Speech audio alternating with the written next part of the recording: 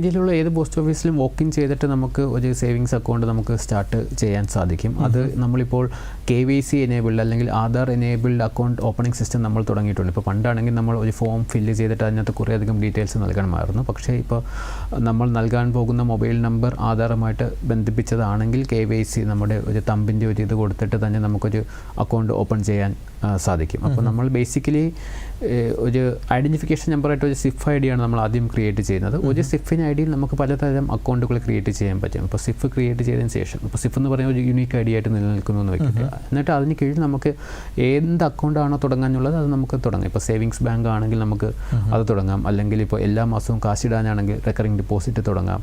പെൺകുട്ടികൾക്ക് വേണ്ടിയിട്ടാണെങ്കിൽ സുകന്യ സമൃദ്ധി അക്കൗണ്ട്സ് തുടങ്ങാം. ഇപ്പം 60 വയസ്സിന് മുകളിലുള്ളവർക്ക് അല്ലെങ്കിൽ ഗവൺമെൻറ്റിൽ നിന്ന് 55 വയസ്സിന് മുകളിൽ റിട്ടയർ ചെയ്തവർക്ക് സീനിയർ സിറ്റിസൺ സേവിങ്സ് അക്കൗണ്ട് തുടങ്ങാൻ പറ്റും.